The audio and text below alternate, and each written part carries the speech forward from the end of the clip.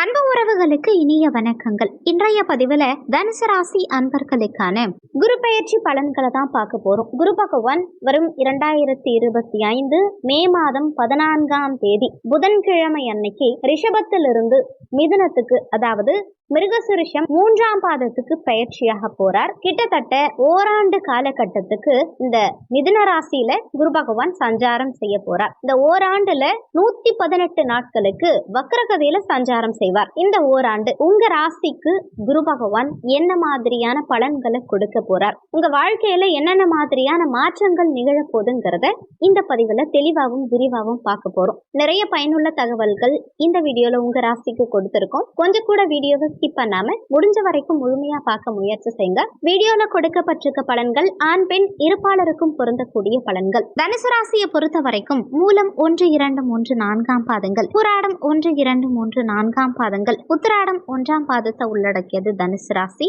தனுசு ராசிக்கு அதிபதி குரு பகவான். தனுசு ராசி அன்பர்களுக்கு குரு பகவான் 6ஆம் பாவகத்திலிருந்து பயிற்சியாகி இனி 7ஆம் பாவகமான களத்திரஸ்தானம் கேந்திரத்துல சஞ்சாரம் செய்ய இருக்கார். இந்த குரு பயிற்சியை பொறுத்த வரைக்கும் 7ஆம் இடத்துல குரு சஞ்சாரம் செய்யறது ரொம்ப நல்ல அமைப்பு தான். குரு இயற்கை சுபர். அதே மாதிரி உங்க ராசிப்படி ராசி அதிபதி 4ஆம் இடத்து அதிபதி, கேந்திர ஸ்தானங்களுக்கு அதிபதியா வருவார். இந்த கேந்திர ஸ்தானத்துக்கு அதிபதியா வரக்கூடிய கிரகம் கேந்திர ஸ்தானத்திலே வந்தமர்வது கேந்திராதிபதி தோஷம் அப்படிங்கிற ஒரு கான்செப்ட் இருக்கு. இருந்தாலும் இந்த குரு பெயர்ச்சி பெரிய அளவுல பாதகங்களை செய்யாது, நிறைய சுப மாற்றங்களையும் சுப வளர்ச்சியையும் ஏற்படுத்தி கொடுக்கும். ஏன்னா கோச்சாரப்படி 7ஆம் இடத்துல குரு பகவான் சஞ்சாரம் செய்யக்கூடிய அமைப்பு மிக மிக சிறப்பு. அதே மாதிரி குரு பகவான் அமரும் இடத்தை காட்டிலும் பார்க்கும் இடங்களுக்கு கூடுதலான வலிமையான பலன்களை கொடுப்பார். அந்த விதத்துல குரு தன்னுடைய 5ஆம் பார்வையா உங்க லாபஸ்தானத்தையும், 7ஆம் பார்வையா உங்க ராசியையும், 9ஆம் பார்வையா முயற்சி ஸ்தானமான 3ஆம் பாவகத்தையும் பார்வை செய்யறது கூடுதல் விசேஷமான பலன்களை கொடுக்கக்கூடிய அமைப்பு தான். அதே மாதிரி சனி பகவான் சுகஸ்தானமான 4ஆம் பாவகத்துல சஞ்சாரம் செய்யறார். அர்த்தாஷ்டம சனி உங்களுக்கு நடந்துகிட்டு இருக்கு.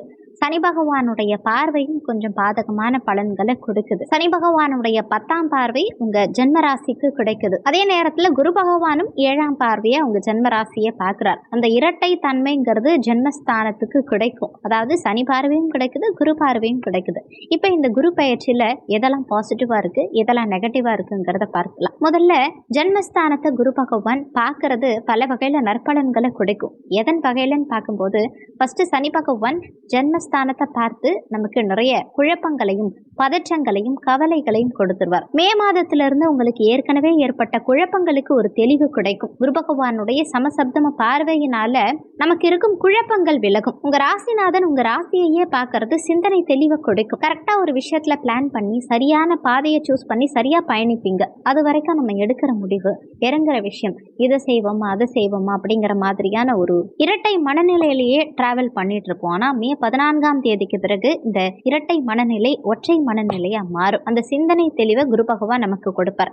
நம்ம பெயர் புகழுக்கு ஏற்பட்ட பங்கம் அதெல்லாம் நிவர்த்தியாகும். நம்ம பெயர் புகழ், நம்ம செய்யும் செயல்பாடுகள், அதனால நம்ம மதிப்பு மரியாதையும் அதிகரிக்கும். அடுத்து முயற்சி ஸ்தானத்தை குரு பகவான் பார்க்கறதுனால நம்ம இறங்கும் முயற்சிகள்ல திடமா இறங்குவோம். தைரிய வீரியம் அதிகரிக்கும். மே 18ஆம் தேதி ராகு கேது பயிற்சி நிகழ இருக்கு. சுகஸ்தானமான 4ஆம் பாவகத்திலிருந்து பயிற்சியாகி இனி 3ஆம் பாவகம் முயற்சி ஸ்தானத்துல ராகு சஞ்சாரம் செய்ய போறார். பாக்கியஸ்தானத்துல கேது சஞ்சாரம் செய்ய போறார். இந்த 3ஆம் இடம்ங்கிறது ராகுவுக்கு மிக சிறப்பான ஸ்தானம். உபஜயஸ்தானத்துல ராகு பிளஸ் இந்த ராகுவை குருவும் பார்க்கிறார்.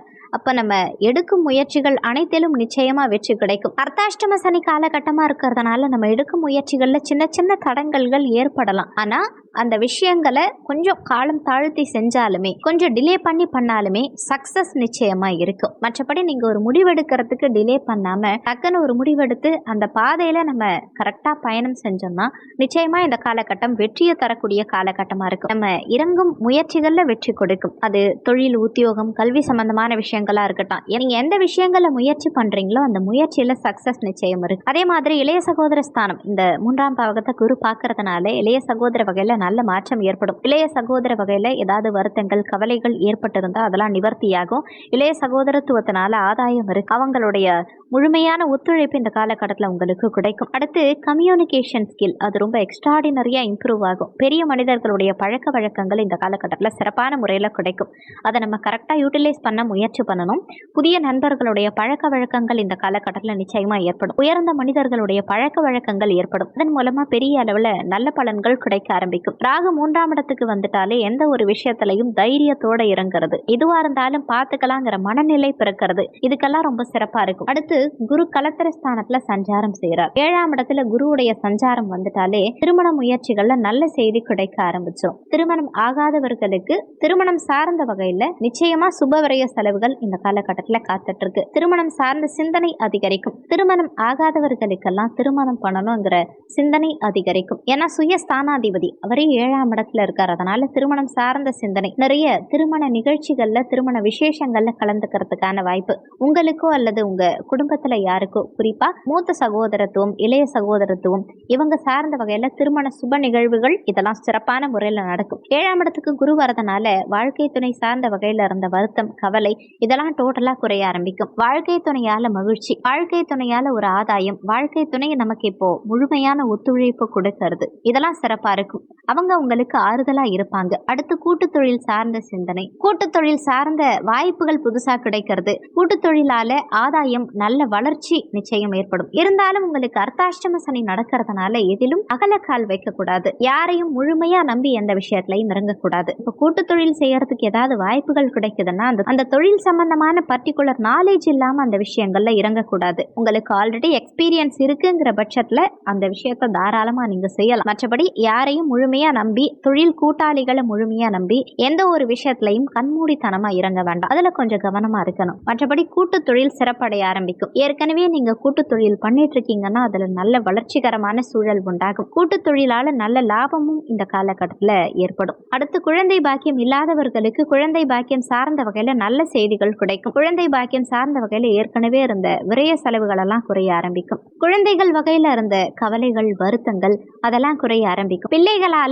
ஆதாயம், மகிழ்ச்சி இதெல்லாம் நிச்சயமா கிடைக்கும். ஏன்னா சனி பயிற்சிக்கு பிறகு 5ஆம் இடம் சுத்தமாகுது. 5ஆம் இடத்துக்கு சனியுடைய பார்வையோ பாவ கிரகங்களுடைய பார்வையோ இருக்காது. அது ரொம்ப சிறப்பான அமைப்பு தான். அதே மாதிரி 7ஆம் இடத்துல குருவுடைய சஞ்சாரம், அந்த அமைப்பும் ரொம்ப சிறப்பாகவே இருக்கு. அதனால பிள்ளைகள், குழந்தை பாக்கியம், பிள்ளைகள் சார்ந்த விஷயம் இதிலெல்லாம் சிறப்பான பலன்கள் நிச்சயம் இருக்கும். அடுத்து ஆண்களா இருந்தா பெண்களாலையும், பெண்களா இருந்தா ஆண்களாலையும் ஏதோ ஒரு ரூபத்துல ஆதாயம் ஏற்படும். குரு பகவானுடைய பார்வை லாபஸ்தானத்துக்கு கிடைக்குது.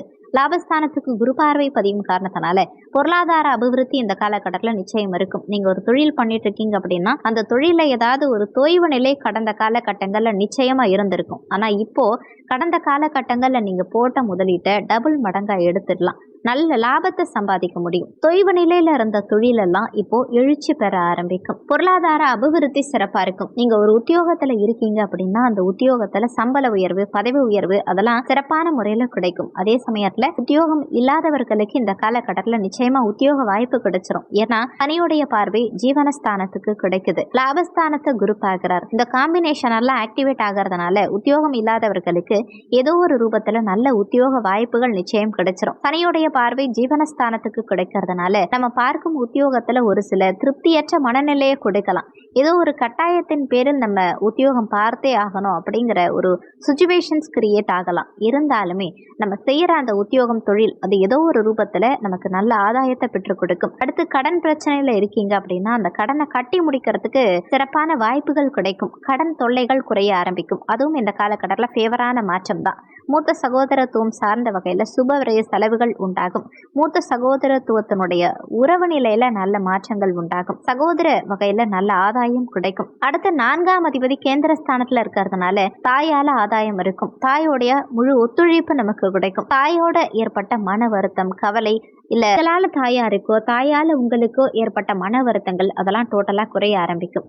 அர்த்தாஷ்டம சனி ஆக்டிவேட் ஆகிறதுனால தாயோடைய உடல் ஆரோக்கியம், அவங்களுடைய உறவு நிலை இதுலெல்லாம் கொஞ்சம் கவனமா இருக்கணும். 4ஆம் இடத்து அதிபதி கேந்திரஸ்தானத்துல இருக்கிறதுனால அது பெருசா பாதிப்புகளை கொடுக்காது. அந்த வகையில இந்த காலகட்டம் ஒரு ஃபேவரான காலகட்டம் தான். கல்வி சம்பந்தப்பட்ட விஷயங்களை பொறுத்த வரைக்கும் மாணவ மாணவிகளுக்கு 4ஆம் இடத்துல சனியுடைய சஞ்சாரம் இருக்கு. இருந்தாலும் 4ஆம் இடத்து அதிபதி 7ஆம் இடத்துல இருக்கார். அதனால கல்வி சார்ந்த வகையில ஒரு மாதிரி சிந்தனை குழப்பம், தேவையில்லாத மன உளைச்சல் இதெல்லாம் ஒரு பக்கம் இருந்தாலுமே அதை ஈஸியா கடந்து வந்துருவாங்க. வாங்க மாணவ மாணவிகள். எவ்வளவு குழப்பம் இருந்தாலும் படிப்பு சம்பந்தமான விஷயங்கள்ல பெருசா நெகட்டிவான விஷயங்கள் இருக்காது. ஏன்னா 4 7ஆம் இடத்துல நல்ல நிலையில இருக்கார். அதனால தொய்வு நிலை ஏற்பட்டாலுமே அதை எளிமையா சரி செஞ்சு முன்னேறக்கூடிய வளமைய இயற்கையாவே குரு பகவான் உங்களுக்கு கொடுப்பார். இந்த காலகட்டத்தில் கல்வி சார்ந்த வகையில குழப்பங்கள் கட்டாயமா இருக்கும். ஏதோ ஒரு ரூபத்துல தேவையில்லாத மன உளைச்சல் வரும். ஆனா அதை எளிமையா கடந்து வந்துடுவீங்க. அதுதான் இந்த காலகட்டத்தில் இருக்கும் பாசிட்டிவான விஷயம். அதே மாதிரி வெளியூர், வெளி மாநிலம், வெளியிடங்களில் போய் படிக்கணும்னு ஆசைப்படுறீங்கன்னா அந்த வாய்ப்பும் இந்த காலகட்டத்தில் சிறப்பான முறையில் அமையும். கல்வி சார்ந்த வகையில் சுபவிரய செலவுகள் இருந்துகிட்டே இருக்கும். கல்வி சார்ந்த வகையில் ஏதோ ஒரு ரூபத்தில் விரய செலவுகள் பண்ணிட்டே இருப்பீங்க. அதே மாதிரி அது நிச்சயமா நல்ல பலன்களையும் கொடுக்கும். எதுலெல்லாம் நம்ம கவனமா இருக்கணும்னு பார்க்கும்போது, வாழ்க்கை துணையுடைய உடல் ஆரோக்கியம் சார்ந்த விஷயங்கள்ல சற்று கவனம், மன ஆரோக்கியம் சார்ந்த விஷயங்கள்ல சற்று கவனம், அக்கறை தேவைப்படும். வாழ்க்கை துணை சார்ந்த சிந்தனைகள் இந்த காலகட்டத்தில் சற்று அதிகமாகவே இருக்கும். அதே மாதிரி தேவையில்லாத வாக்குவாதங்களை முடிஞ்ச வரைக்கும் தவிர்த்துக்கிட்டு கொஞ்சம் அனுசரித்து செயல்பட முயற்சி பண்ணுங்க. அது நற்பலன்களை பெற்றுக் கொடுக்கும். அர்த்தாஷ்டம சனி காலகட்டம்ங்கிறதுனால மன ரீதியா ஏதாவது ஒரு தாக்கம் ஒரு பக்கம் இருந்துக்கிட்டே இருக்கும். ஹெல்த் வைஸ் நம்ம கொஞ்சம் எக்ஸ்ட்ரா கேரிங்கோடு இருக்கணும். உடல் ஆரோக்கியத்தில் கண்ணும் கருத்துமாக கவனமோடு செயல்படுறது நல்லது. அர்த்தாஷ்டம சனி மேக்சிமம் உடல் ஆரோக்கியத்தில் தான் கைய வைக்கும். 4ஆம் இடத்தை சனி ஆக்டிவேட் பண்ணுறார். ஆனால் 4க்குரியவன் 7ஆம் இடத்துல ஓரளவுக்கு சிறப்பான நிலையில் இருக்கார். அதனால எதுவும் கையை மீறி போகாது. இருந்தாலும் உடல் ரீதியாக கொஞ்சம் எக்ஸ்ட்ரா அக்கறை எடுத்துக்கிறது நல்லது. சனினாலே நோய் நொடி, மன ரீதியாக ஏதாவது ஒரு தாக்கம் இதை இன்டிமேட் பண்ணிகிட்டே இருக்கும். குரு 6லேருந்து 7க்கு வரார். அந்த காம்பினேஷன் ரொம்ப நல்லா இருக்குது. பெருசாக நெகட்டிவ் இல்லை. ஏற்கனவே உடல் ஆரோக்கிய பிரச்சனையில் மாட்டிட்டு இருக்கீங்க அப்படின்னா அந்த ஹெல்த்தில் ஏற்பட்ட குறைபாடுகள் எல்லாமே இப்போ நிவர்த்தியாக ஆரம்பிக்கும். உடல் ஆரோக்கியத்தில் ஏற்பட்ட பிரச்சனைகள் எல்லாமே குறைய ஆரம்பிக்கும். அந்த பிரச்சனைகளுக்கு நல்ல சொல்யூஷன் இந்த காலகட்டத்தில் கிடைக்க ஆரம்பிச்சிடும். உடல் ஆரோக்கியம் வலிமையடையும். ஆனால் மன ஆரோக்கியத்தில் ஒரு சில குறைபாடுகள் ஏற்படுறதுக்கு வாய்ப்புகள் உண்டு. அதனால இந்த காலகட்டத்தில் உடல் ஆரோக்கியம், மன ஆரோக்கியம் ரெண்டுலையுமே கொஞ்சம் தனி அக்கறை செலுத்தி செயல்படுறது நற்பலன்களை பெற்றுக் கொடுக்கும். டைமிங்க்கு சாப்பிடுங்க, டைமிங்க்கு தூங்குங்க. தூக்கமின்மைங்கிற பிரச்சனை ஒரு சிலருக்கு இப்போ அதிகமா இருக்கலாம். அதனால டைமிங்க்கு சாப்பிட்டு டைமிங்க்கு தூங்குங்க. தொழில், உத்தியோகம் சம்பந்தப்பட்ட விஷயங்கள்ல அவசர முடிவுகள் எதுவும் எடுக்க வேண்டாம். அகலக்கால் வைக்க வேண்டாம். பெருசா எதுலையும் இன்வெஸ்ட்மெண்ட் பண்ண வேண்டாம். அதுல மட்டும் கொஞ்சம் கவனம் செலுத்துங்க. மற்றபடி பெருசா நெகட்டிவ் எதுவும் இல்லை. ஓவராலா இந்த குரு பயிற்சி 7ஆம் இடத்துக்கு வரக்கூடிய குரு பகவான் இழந்த அனைத்தையும் மீண்டும் கொடுத்துருவார். அதனால இந்த காலகட்டங்கள்ல எதெல்லாம் மைனஸா நினைச்சோமோ அதெல்லாம் இப்ப பாசிட்டிவா கன்வெர்ட் ஆக ஆரம்பிக்கும். அர்த்தாஷ்டம சனியும் கூடவே ஆக்டிவேட் ஆகிறதுனால எதுலையும் ஒரு திருப்தியான மனநிலைங்கிறது உங்களுக்கு இருக்காது. ஏதாவது ஒரு குறை மனசுல இருக்க மாதிரியே இருக்கும். அதனால மெடிடேஷன் பண்ணுங்க. பிடிச்ச இடங்களுக்கு போயிட்டு வாங்க. வண்டி வாகனங்கள்ல டிராவல் பண்ணும்போது கொஞ்சம் கவனமா செயல்படுங்க. இதை மட்டும் நீங்க பராமரிச்சாலே போதும். மற்ற விஷயங்கள் எல்லாமே ஆல்மோஸ்ட் ஃபேவரா தான் இருக்கு.